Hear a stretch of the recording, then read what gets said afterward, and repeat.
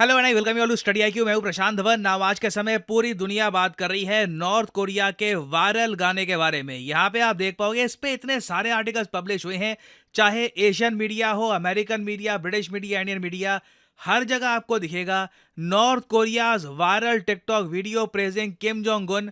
इसे south Korea ने ban कर दिया है। साउथ कोरिया को इस वीडियो से, इस म्यूजिक वीडियो से खतरा इतना लगा, इनको लगा कि एक बार कोई इनके खुद के जो नागरिक हैं ये प्रभावित ना हो जाए, तो इसलिए जो ये फ्रेंडली फादर ग्रेट लीडर वाला गाना है फ्रॉम नॉर्थ कोरिया, इसको बैन कर दिया गया। नाउ आगे बढ़ने से पहले मैं जानता हूं, सबसे पहले तो आप जानना चाहेंगे कि ये कौन सा गाना है जिसके बारे में इतने सारे आर्टिकल्स पब्लिश हो रहे हैं, पूरी दुनिया इस पर बात कर रही है। तो पहले तो इस गाने के जो थोड़े से पार्ट्स हैं ये मैं आपको दिखा देता हूं और समझाता हूं कि ये गाना किस बारे में है, और फिर हम बात करेंगे साइकोलॉजिकल वॉरफेयर के बारे में। तो यहाँ पे आप देख पाओगे इस गाने में बेसिकली ये दिखाया गया है कि नॉर्थ कोरिया कैसे तरक्की कर रहा है, स्पोर्ट्स में ये लगातार मेडल जीत रहे हैं, ओवरऑल जो इनकी आबादी है किम जोंग उन की लीडरशिप से कितना खुश है। ऑब्वियसली ये गाना नॉर्थ कोरिया की सरकार ने किया है रिलीज, कोई वहां पर प्राइवेट कंपनी नहीं है, ना वहां के आम नागरिकों ने पैसा इकट्ठा करके ये गाना बनाया है, फ्रेंडली फादर के नाम से। और यहाँ पे आप देख पाओगे गाना की शुरुआत।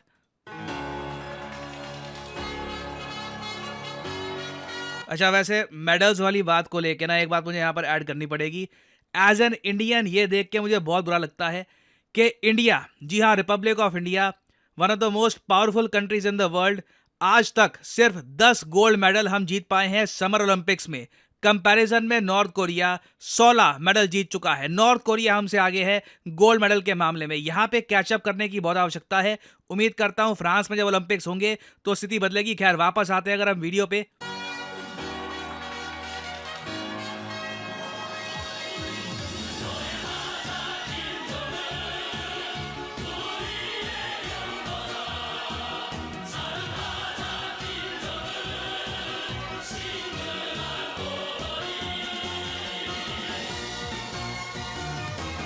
एक बात नोट करना है, इस पूरे गाने में लोग इतने खुश आपको दिखेंगे, और ये जो खुशी है ना, इसी बात को देखकर साउथ कोरिया की सरकार काफ़ी हद तक चिंतित हो गई थी कि बेसिकली साउथ कोरिया में जो आज के समय माहौल है उसको एनालाइज करते हुए जो ट्रेंड बन गया था साउथ कोरिया में, साउथ कोरियंस एक्चुअली इस म्यूजिक वीडियो को पसंद कर रहे थे। उनको जो म्यूजिक है, जो बाय द वे एक बहुत ही पुराना ब्रांड है एबा, उनके गाने से चुराया हुआ म्यूजिक है, उनको म्यूजिक काफ़ी अच्छा लग रहा था, लिरिक्स अच्छे लग रहे थे, और कई साउथ कोरियंस ने कहा कि ओवरऑल इस गाने की वाइब काफ़ी अच्छी है, नॉर्थ कोरिया की अलग पिक्चर प्रेजेंट करता है ये गाना।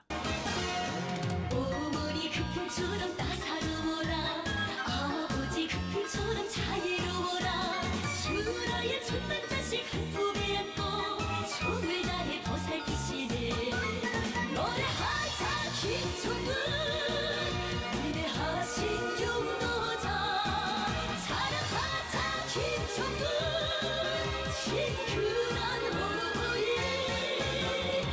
우리는 한마음 이끌 따르래 친근한 호부에 ना इसी तरीके से पूरा गाना चलेगा, थीम यही रहने वाला है।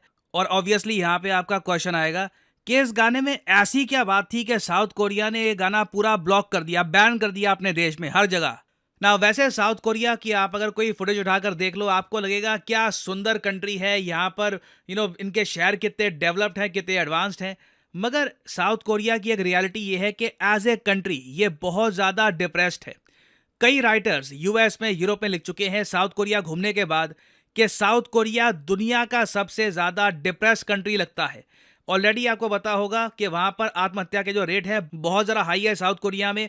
और उसके अलावा देखो, साउथ कोरिया में अब समाज ऐसा हो चुका है कि आदमी और औरत शादी करना नहीं चाहते, कोई फैमिली बढ़ाना नहीं चाहते, इसलिए इनकी जो पॉपुलेशन है ये रिकॉर्ड तोड़ स्पीड से क्रैश कर रही है। फर्टिलिटी रेट के बारे में मैं आपको बता चुका हूं कि ऑन एन एवरेज एक महिला कितने बच्चों को जन्म दे रही है, वो होता है कंट्री का फर्टिलिटी रेट। एक कंट्री की आबादी अगर मान लो 1 मिलियन है, तो 1 मिलियन आबादी मेंटेन करने के लिए ही 200-300 साल तक इनकी आबादी कम ना हो, बस 1 मिलियन रहे। 2.1 का फर्टिलिटी रेट आपको चाहिए होता है। फर्टिलिटी रेट अगर इससे गिर गया तो उस कंट्री की आबादी धीरे धीरे 1 मिलियन से नीचे 9 लाख, 8 लाख, 7 लाख के आसपास जानी स्टार्ट हो जाएगी। ना साउथ कोरिया के साथ यही हो रहा है। साउथ कोरिया का जो फर्टिलिटी रेट है ये 0.81 है। मतलब इनकी आबादी बहुत ही जल्द कुछ ही दशकों में आधी होने वाली है। CNN तो ये आर्टिकल लिख रहा है कि साउथ कोरिया की आबादी आने वाले टाइम में इतनी कम हो जाएगी कि इनके पास मिलिट्री के लिए भी नौजवान नए सोल्जर्स नहीं होंगे। वेराज नॉर्थ कोरिया को आप अगर देखो ना, हालांकि इनकी सोसाइटी में भी प्रॉब्लम आई है, मगर ऑल टुगेदर इनका समाज उतना ज्यादा आप कह लो प्रॉब्लम में नहीं दिख रहा। यहाँ पे और टाइप की प्रॉब्लम होगी, इकोनॉमिक प्रॉब्लम है, कई जगह लोगों को खाने को नहीं मिल रहा, मगर आप कह लो एज ए सोसाइटी जिस तरीके से कोरिया की सरकार ने कंट्रोल किया है ना अपने देश को, इनका फर्टिलिटी रेट आज भी 1.81 है।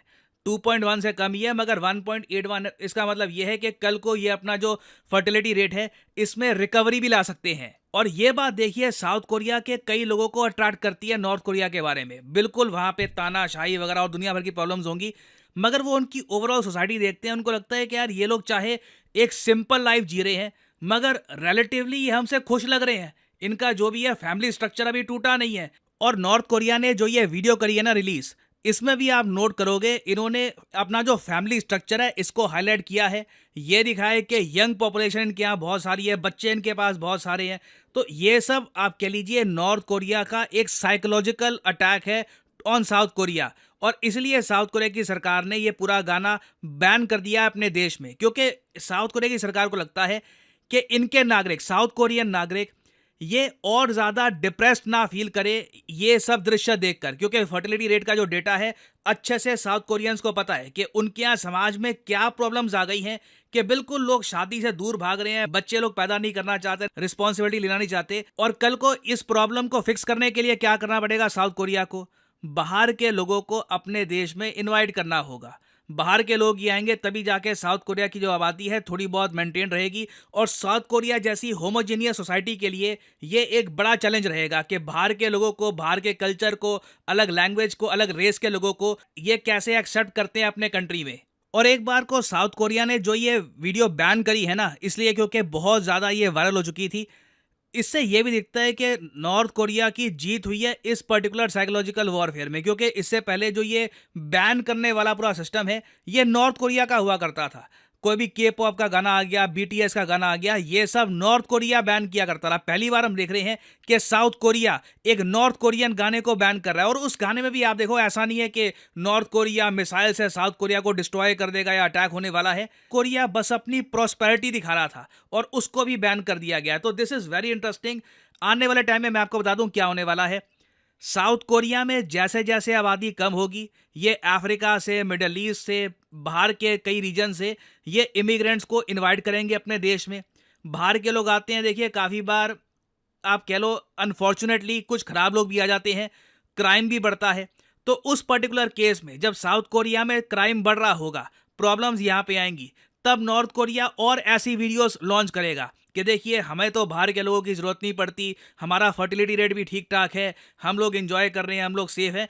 तो जो ये साइकोलॉजिकल वॉरफेयर है मैं आपको बता दूं, नॉर्थ कोरिया और ज़्यादा तीव्र करने वाला है आने वाले सालों में। और फाइनली यहाँ पे मैं आपसे एक सवाल पूछूंगा। ये जो नाम है गोपी थाकुरा, ये आजकल काफ़ी न्यूज़ में है। बताना है आपको कि ये हाल ही में बने हैं the first Indian to do what. इन पर बहुत आर्टिकल पब्लिश हो रहे हैं। द फर्स्ट इंडियन ये बने हैं गोपी, बताइए इन्होंने किया क्या है। The first Indian to swim across Indian Ocean, the first Indian to go to space as a tourist, the first Indian to win $1 billion lottery, या फिर all of the above। इन्होंने सब कुछ ही कर लिया है। तो लिखेगा इसके बारे में कमेंट सेक्शन में कि सही आंसर क्या है। जो लोग सही आंसर देंगे उनकी कमेंट को मैं हार्ट दे दूंगा ताकि बाकी लोग समझ पाएं कि सही उत्तर क्या है। और फाइनली आप लोगों के लिए एक बहुत ही इंपॉर्टेंट जानकारी, स्टडी IQ का बैच 8 स्टार्ट होने वाला है। इसकी एक बिल्कुल इंट्रोडक्टरी क्लास हुई है 20 तारीख को, और इसका जो एनरोलमेंट है 24 तारीख के बाद बंद हो जाएगा। तो एक सिस्टमैटिक तरीके से एक बैच के अंडर आप अपनी तैयारी शुरू कर पाओगे। क्लास 1 से आपकी तैयारी होगी विद प्रॉपर डिसिप्लिन। तो कमेंट सेक्शन में जाइए, यहाँ पे आपको मिलेगा लिंक UPSC ऑफलाइन और ऑनलाइन कोर्स का। अगर आप ऑनलाइन कोर्स परचेज करना चाहते हैं तो लिंक पर यहाँ पर करिए क्लिक और आपके सामने खुल जाएगा ये पेज। और यहाँ पे आप देख पाओगे लिखा है स्टडी IQ UPSC बैच 8। तो अभी 24 तारीख तक का आपके पास टाइम है। आप एक फ्रेश बैच में बिल्कुल स्टार्टिंग से कर सकते हैं enrol. Limited number of seats होती है। तो अगर आप प्रॉपरली UPSC 2025 के लिए तैयारी करना चाहते हैं, क्योंकि प्रीलिम्स आपको पता होगा मई 25 2025 में होंगे, तो उसके लिए अगर एक प्रॉपर तैयारी करनी है तो ये कोर्स आप कर सकते हैं परचेज। वैलिडिटी होगी इसकी 30 महीने की। इस कोर्स में आपका प्रीलिम्स, मेंस, इंटरव्यू तीनों पार्ट्स को प्रॉपर्ली कवर किया जाता है। 1-to-1 मेंटरशिप आपको मिलेगी। उसके अलावा फिजिकल बुक्स भेजी जाएंगी आपके घर में। और ये जो प्राइस यहाँ पर लिखा है, you do not have to pay this price. Simply यहाँ पर कोड डालिए PD10 और प्राइसेस गिरना स्टार्ट हो जाएंगे। 1000 रुपए से भी कम पर मंथ पे करके आप घर बैठ के प्रॉपरली यूपीएससी एग्जाम की तैयारी कर सकते हैं with study IQs live classes. तो जो ये P2I बैच है, याद रखिएगा ये डेट 24 तारीख तक का आपके पास टाइम है। उससे पहले आप इसको परचेज करके एक प्रॉपर डायरेक्शन के साथ अपने यूपीएससी एग्जाम की एक तैयारी स्टार्ट कर सकते हैं। So use the code PD10 and save money. और इसी नोट के साथ ये है वीडियो का अंत। Thank you for listening and as I always say, may the gods watch over you.